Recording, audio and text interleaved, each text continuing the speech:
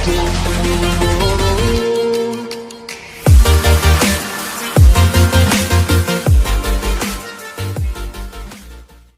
morning friends, welcome to Gaurav classes. I am Gaurav Sharma to teach you maths of class 12. Here are my new topic is binary operation. क्या होता है operations? हम operations के नाम से याद आते हैं ऑपरेटर्स। हम बचपन में चलते हैं, हमें 4 टाइप्स के ऑपरेटर्स पढ़ाए जाते थे। ऑपरेशंस कौन कौन से? बच्चों इसमें एडिशन करना है, बच्चों इसमें सब्ट्रैक्शन करना है, बच्चों इसमें मल्टीप्लिकेशन करना है और बच्चों इसके अंदर डिवीजन करना है। तो ये तो मेरे ऑपरेशंस हो गए कि हमें सब्ट्रैक्ट भी करना होगा, एडिशन भी करना होगा, मल्टीप्लिकेशन भी करना होगा और डिवीजन भी करना होगा। और बाइनरी, अब आ जाते हैं हम कंप्यूटर फील्ड में। थोड़ा सा कंप्यूटर आईटी का फील्ड है। Binary, binary means 2। बाइनरी का मतलब क्या होता है? 2। अब देखो, जैसे ये लाइट है, उसके ऊपर हमारी चल रही होगी, लाइट का एक स्विच होता है। स्विच में हम क्या करते हैं? On off. या तो हम लाइट को स्विच ऑन कर सकते हैं या हम लाइट को स्विच ऑफ कर सकते हैं। जब हम लाइट को स्विच ऑन करते हैं तो ये हमारी लाइट जल जाती है और जब हम लाइट को स्विच ऑफ करते हैं तो ये लाइट हमारी बंद हो जाती है। तो मैंने अभी आपको 2 चीजें बताई। क्या चीज बताई? Binary, binary means 2।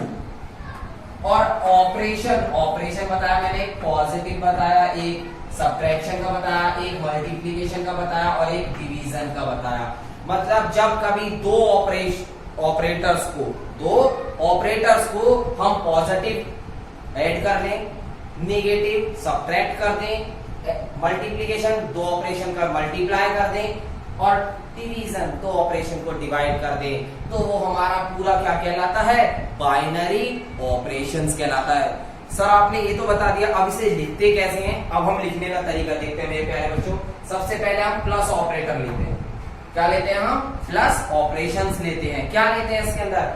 Relation R multiply R। R का रिलेशन R के साथ होगा तो क्या बनेगा मेरे प्यारे बच्चों? R ही बनेगा। क्या बनेगा? रिलेशन R की मल्टीप्लाई अगर मैं R से कर रहा हूं तो मेरा क्या बनेगा? R बनेगा। Is given by. कैसे होगा मेरे प्यारे बच्चों गिवन बाय में? देखो, इसमें हमने क्या लिया? पॉजिटिव। अब हम 2 फंक्शंस लेते हैं, जैसे a, b। a, b का रिलेशन कर रहे हैं, किसके थ्रू कर रहे हैं? पॉजिटिव के थ्रू। तो हमारा आएगा a प्लस b। ठीक है। अब हम आते हैं negative. Again same process, r cross r gives r is given by. क्या हो रहा है हमारा? अब माइनस हो रहा है, तो अब हम क्या करेंगे? a माइनस b कर देंगे। क्लियर हुआ? अब हम आते हैं मल्टीप्लाई पर। मल्टीप्लाई में क्या करते हैं? r cross r gives r is given by a comma b such that a multiply b। इसको हम क्या लिख सकते हैं? a b भी लिख सकते हैं। क्लियर हुआ? अब आता है डिवीजन पर।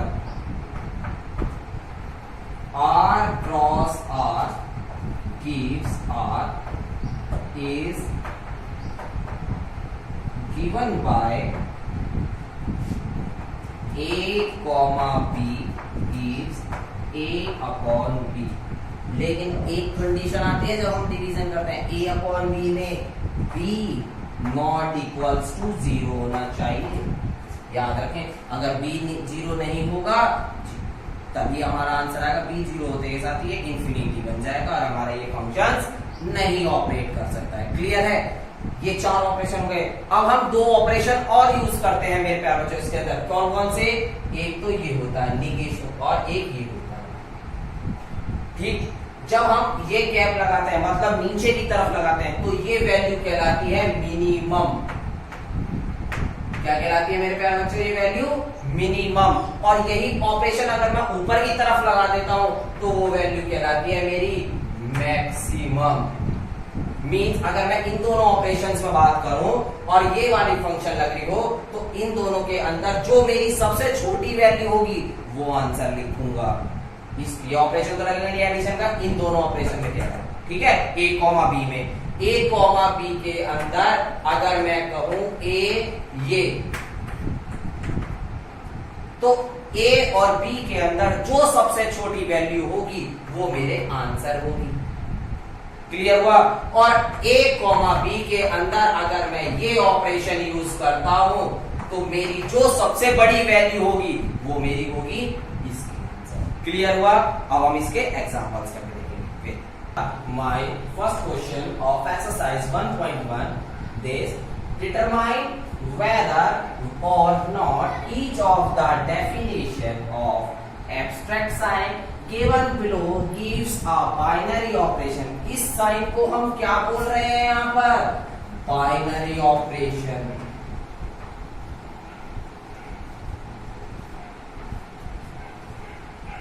In the event that star is not a binary operation, अब हमने इसको ही मना कर दिया कि ये बाइनरी ऑपरेशन नहीं मान के चल रहे इस इवेंट में, जस्टिफाई, और इसको जस्टिफाई करके दिखाओ। इसको क्या नहीं मान रहे? अब हम बाइनरी ऑपरेशन नहीं मान रहे हैं, ठीक है, और इसको हमें जस्टिफाई करके दिखाना है। मेरा पहला पार्ट है on Z plus define abstract by A cross B equals A minus B. कि ये बताइए कि A cross B equals A minus B नहीं होना चाहिए। अब वो कैसे करोगे आप? लेट एज्यूम, लेट हम मान लेते हैं क्योंकि ये क्वेश्चन बिना माने नहीं होंगे। Let it is not a binary operation.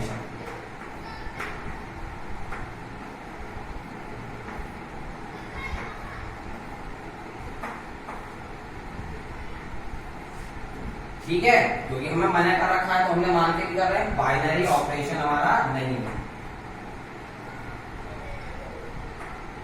अब क्यों नहीं है ये भी बताना होगा। ऑपरेशन एट द इमेज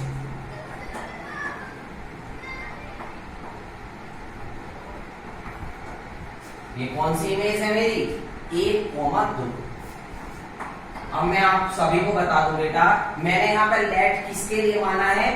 सिर्फ इसके लिए कि 1,2 के लिए, इसके लिए नहीं माना पूरे इसके लिए। It is not a binary operation that हमारा 1,2 के लिए। 1,2 अंडर इज, अंडर किसका आ रहा है? एब्स्ट्रैक्ट पर इज। अब कैसे लगाएंगे इसको देखिए।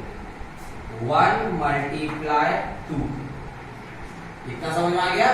1 मल्टीप्लाई 2 इक्वल 1 माइनस 2, और 1 में से 2 जाने पर क्या बचता है मेरे प्यारे बच्चों? -1। और यहाँ पर क्या था?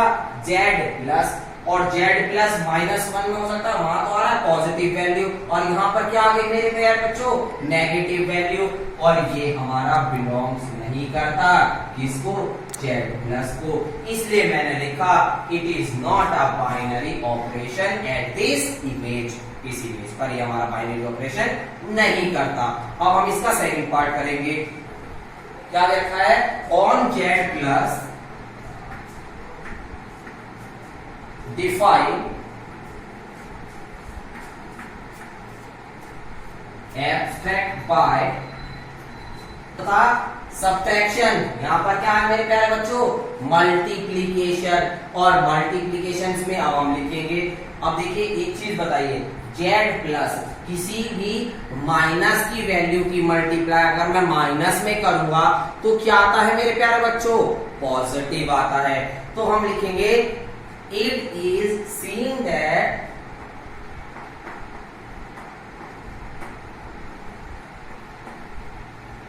क्योंकि हमें बताना भी पड़ेगा कि ये वैल्यू क्या है। It is seen that each of या फॉर ईच, अब किसके लिए ईच कर रहे हैं? जेड प्लस में कौन सी वैल्यू आती है? Positive value. तो हम लिखेंगे A comma B belongs to Z plus. हम क्या कह रहे हैं कि ए कॉमा बी, ए और जो मेरी बी वैल्यू है वो सारी की सारी जेड प्लस में है।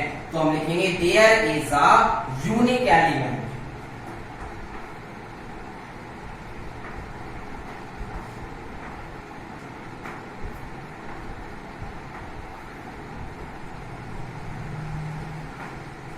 क्या लिख दिया, there is a unique element. किस पर है यूनिक एलिमेंट, ए बी पर है, और ए बी किस में है हमारे, इन जेड प्लस में है। ए बी हमारे किस में है, जेड प्लस में। मैंने बता दिया मेरे प्यारे बच्चों कि अगर माइनस की मल्टीप्लाई माइनस में कर देता हूं तो पॉजिटिव आ जाता है, तो ये हमारा यूनिक केस कहलाएगा।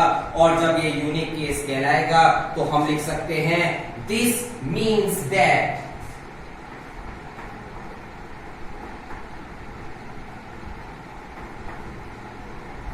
क्या लिख सकते हैं, दिस मीन्स दैट, जो हमारा क्या रहा है, abstract carries,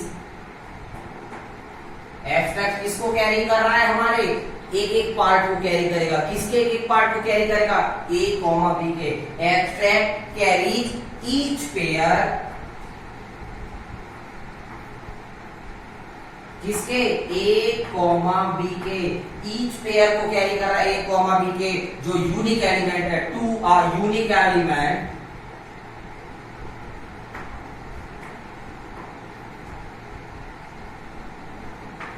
to a unique element A cross B,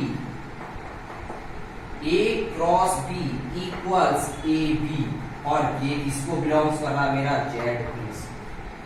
clear हुआ, क्योंकि हम इसके अंदर एप्लीकेशन कुछ भी ले सकते हैं। अगर हम लेते हैं एक पॉजिटिव एक निगेटिव तो वो वेरीफाई नहीं करेगा, लेकिन जो मैंने लिए क्या आप भी लेंगे उसी को, नहीं लेंगे, क्योंकि हम इसमें क्या मानते हैं, लेट मानते हैं कि मैंने एक और दो लिए थे। अगर मैं यहाँ पर 2 और 3 लूं तब भी माइनस आएगा, और अगर मैंने यहाँ ले लिया 2,1 तो ये मेरा सही हो जाएगा।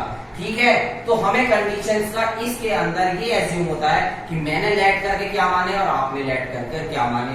इसमें मैंने कहा कि अगर माइनस और माइनस की मल्टीप्लाई कर दूं तो मेरी पॉजिटिव आ जाती है और वो जेड प्लस में जाएगा, तो मैंने उस हिसाब से इसको प्रूफ करके दिखा दिया। अब हम थर्ड पार्ट पर आते हैं, रेशनल नंबर का दिखाना।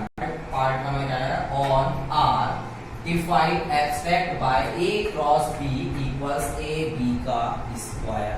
अब इसमें लिखते हैं हम it is seen that, जैसे हमने पहले कहा था, it is seen that for each element a comma b, it is seen that for each, किसके लिए, a comma b के लिए। क्यों a comma b के लिए, जो बिलोंग्स किसको कर रहा है मेरा, अब की बार R को कर रहा है, इससे पहले क्वेश्चन में किसको कर रहा था, Z को कर रहा था। There is a unique element, there is a unique element। अब ये यूनिक एलिमेंट किसके लिए है, ए बी स्क्वायर के लिए। जो ए बी स्क्वायर किसके अंदर आएंगे, अब की बार R फंक्शंस के अंदर आएंगे। ठीक है, देन this means that, क्या लिखेंगे, this means that, क्या बता रहा है मेरे को,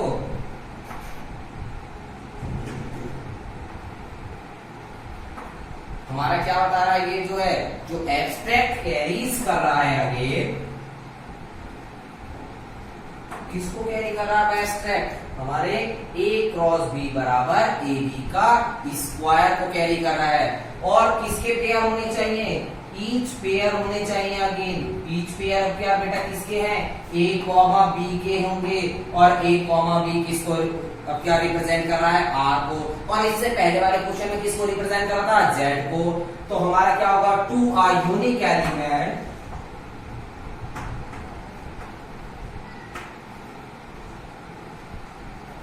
आपकी बार यूनिक एलिमेंट किसका कर रहा है, देखेंगे, लिखो फिर इसको, a क्रॉस b बराबर A B square belongs to, समझ में आ गया। अब यहां पर क्या है, there is a, so therefore abstract sign is a binary operation.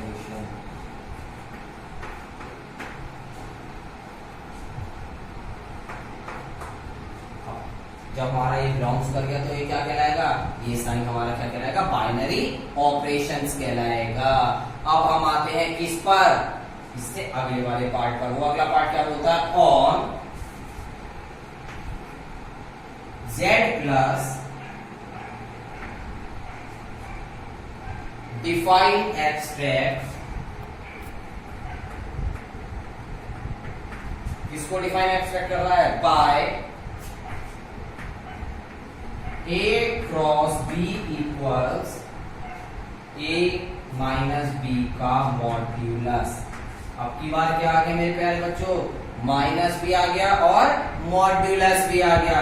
Again जो हमने पहले लिखे थे, if seen that for each a comma b, अब की बार किसको कर रहा है? बिलोंग्स z प्लस को कर रहा है। There is a unique element, क्यों यूनिक एलिमेंट है? a माइनस b का मॉड्यूलस जो बिलोंग्स करेगा वो किसको करेगा? z प्लस को करेगा। और this means that abstract carries the each pair a comma b is a unique element, जो a cross b a minus b का होगा। और जब a माइनस b का होगा तो हम क्या कह सकते हैं? इसको बाइनरी ऑपरेशन कह सकते हैं। बिल्कुल सेम जैसे हमने थर्ड करा, बिल्कुल वही है हमारा फोर्थ टाइप। ठीक है, देखते हैं कैसे। It is seen that for each a comma b belongs, आपकी बात z plus, therefore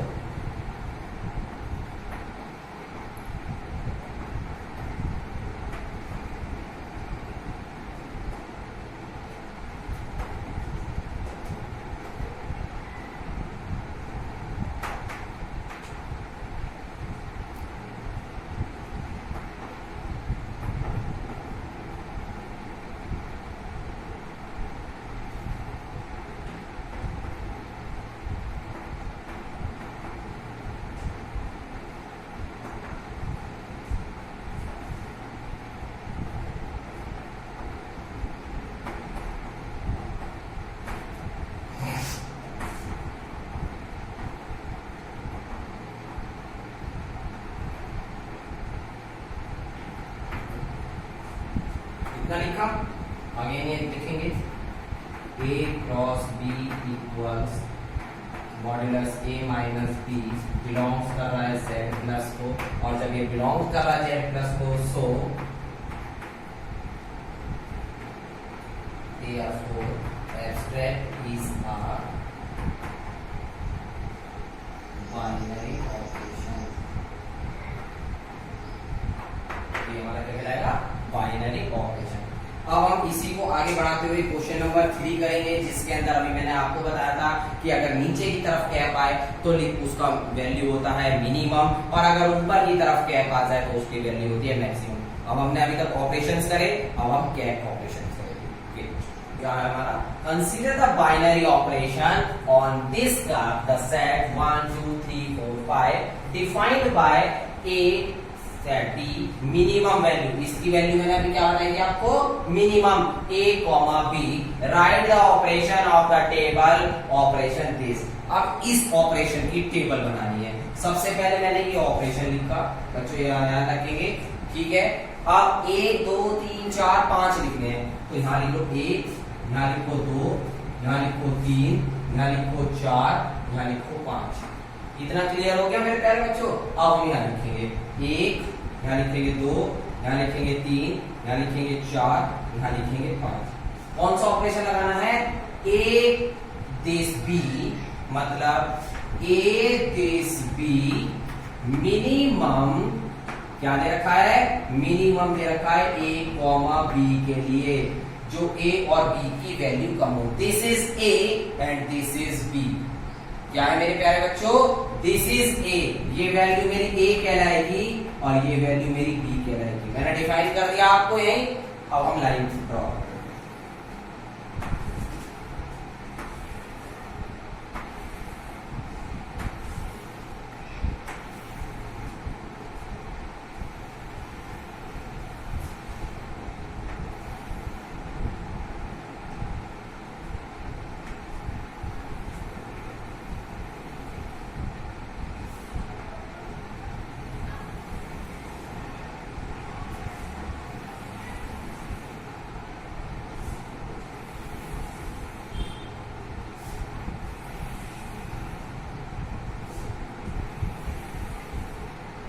क्लियर हुआ। अब देखिए 1, 1 के अंदर मेरी मिनिमम वैल्यू क्या बेटा 1 लिख दिया। 1, 2 के अंदर मेरी मिनिमम वैल्यू क्या है बेटे 1। क्लियर हुआ। 1, 3 के अंदर मेरी मिनिमम वैल्यू क्या है बेटा 1। 1, 4 के अंदर मेरी मिनिमम वैल्यू क्या है बेटा 1। 1, 5 के अंदर मेरी मिनिमम वैल्यू क्या है बेटा 1। ये मेरी हो गया। अब आता है इस पर 2, 1 के अंदर मेरी मिनिमम वैल्यू 1। 2, 2 के अंदर मिनिमम वैल्यू 2। 2, 3 के अंदर मिनिमम वैल्यू 2। 2, 4 मतलब फिर 2। 2, 5 फिर 2। 3, 1 के अंदर मेरी मिनिमम वैल्यू 1। 3, 2 के अंदर मिनिमम वैल्यू 2। 3, 3 के अंदर मिनिमम वैल्यू 3। 3, 4 के अंदर मिनिमम वैल्यू 3। 3, 5 के अंदर मिनिमम वैल्यू 3। 4, 1 के अंदर मेरी मिनिमम वैल्यू 1। 4, 2 के अंदर मिनिमम वैल्यू 2। 4, 3 के अंदर मिनिमम वैल्यू 3। 4, 4 के अंदर मिनिमम वैल्यू 4। 4, 5 के अंदर मिनिमम वैल्यू 4। 5, 1 के अंदर 1। 5, 2 के अंदर 2। 5, 3 के अंदर 3। 5, 4 के अंदर 4 और 5, 5 के अंदर 5। ये मेरे पूरे ऑपरेशंस आ गए।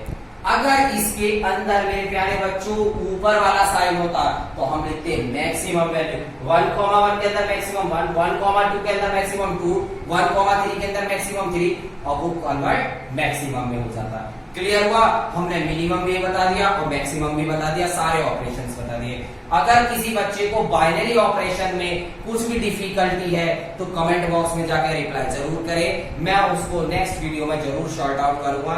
Thank you for watching.